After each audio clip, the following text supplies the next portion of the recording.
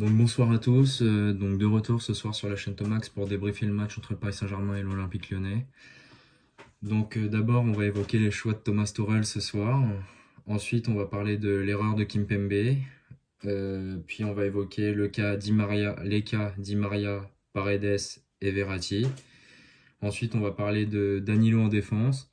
Puis on va basculer sur le match de Florenzi pour ensuite finir sur la blessure de Neymar et ses conséquences et savoir si le titre sera difficile à remporter cette année en Ligue 1. Puis on va évoquer aussi l'équipe de Lyon pour moi et la consistance de l'équipe de Lyon et de l'équipe de Rudy Garcia.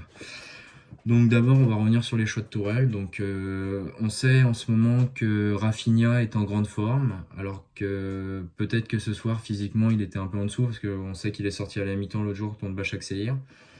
Mais l'absence de Rafinha ce soir au milieu de terrain, bah, ça me déçoit parce que Rafinha en ce moment, c'est bon, c'est très bon. Techniquement, il apporte quelque chose, il vient chercher les ballons. Voilà, il amène de l'animation dans le milieu de terrain, ce que n'amènent pas certains joueurs qui étaient présents ce soir. Ensuite, donc j'aimerais savoir pourquoi Mbappé était sur le banc. Donc voilà, même si peut-être Mbappé en ce moment n'est pas en grande forme, ça je peux vous l'accorder, mais pour moi Mbappé dans un match contre Lyon et dans un grand match c'est quand même indiscutable, vu ce qu'il y a à côté en tout cas. Je pense que contre Lyon, Mbappé il a assez prouvé jusqu'à maintenant que dans ces matchs-là il était capable de faire des différences. Donc assez déçu de voir Mbappé sur le banc ce soir. Ensuite, bah, je vais évoquer les entrées de Gay et Herrera. Donc Thomas Tuchel se dit que pour gagner un match contre Lyon, un grand match du championnat de France, et un match dans lequel on est en difficulté, où le milieu lyonnais est meilleur que le nôtre, il se dit tiens, je sors Verratti et Paredes qui effectivement n'ont pas fait un très grand match, mais pour mettre Ander Herrera et Idrissa Gueye. Donc Herrera Gueye vont permettre à Paris de gagner le match ce soir, selon Thomas Tuchel. Donc bravo Thomas Tuchel pour ton analyse. Ensuite, je vais revenir sur ce 3-5-2. Donc le 3-5-2 de ce soir, ben, je le comprends toujours pas, hein, ce 3-5-2.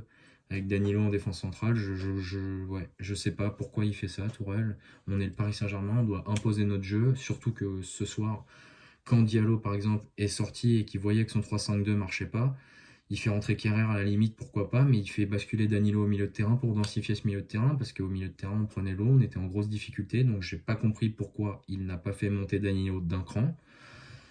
Donc voilà, donc ensuite l'erreur de Kimpembe, bah Kimpembe on sait très bien que quand Paris n'est pas bien et que bah, lui n'est pas bien forcément non plus.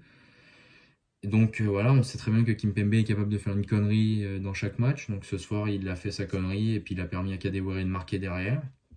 Donc voilà.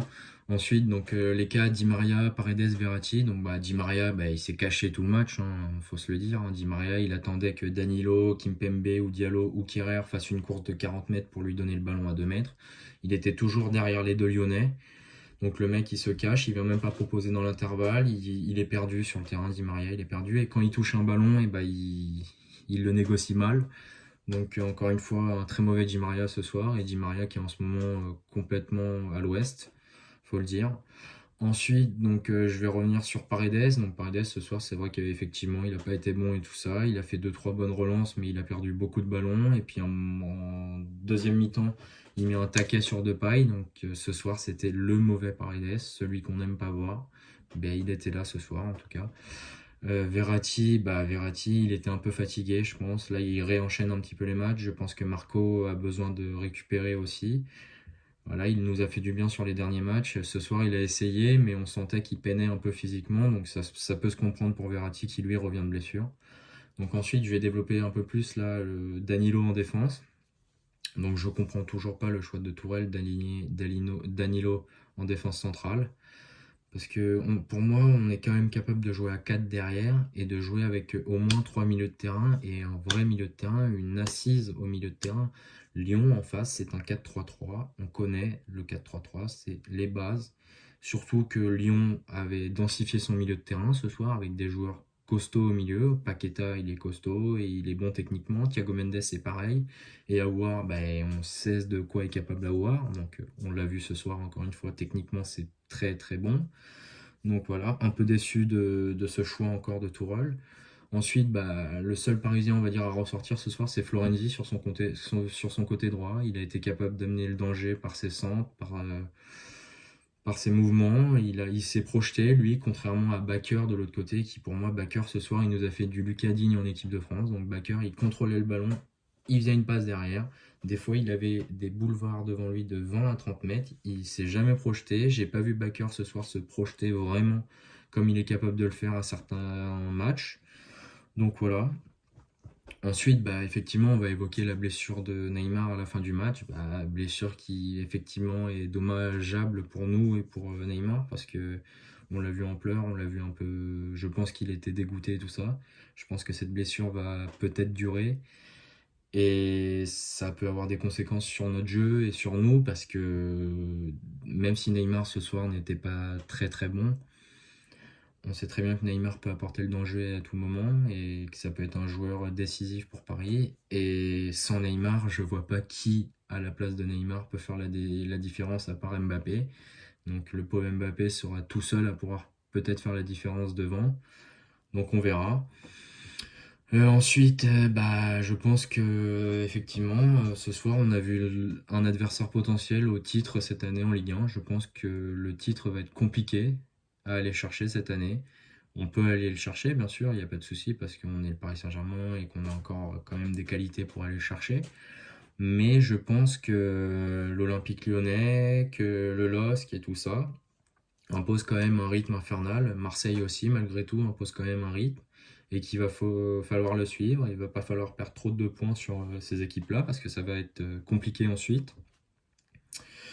Donc voilà, je pense cette année clairement que Lyon ce soir était un vrai test et je pense que Lyon est la meilleure équipe contre laquelle on ait joué. Pour moi, l'équipe la plus consistante, au-delà du championnat, pour moi, même en Ligue des Champions. On n'a pas affronté une équipe forcément aussi consistante que Lyon et aussi talentueuse. Il y a quand même de la qualité dans cette équipe lyonnaise. Moi, je trouve qu'on n'avait pas joué forcément un très grand Manchester United, qu'on n'a pas joué un top Leipzig. On l'a vu au parc, on a gagné 1-0 contre Leipzig, mais franchement, c'était à l'arrache, quoi. Et Leipzig n'avait même pas réussi à marquer contre notre petit PSG ce soir-là. Donc voilà. Et ce soir, Lyon a réussi à le faire, eux, et Lyon a été consistant et a réussi à ramener les 3 points chez eux. Donc ce soir, je suis vraiment déçu en tant que supporter du PSG, bien sûr, de la partie de notre équipe. J'espère une réaction lors du prochain match. Et demain, tirage de la Ligue des Champions, on l'attend tous et on va voir ce que nous réserve ce tirage. Donc voilà, donc merci à tous et bonne soirée.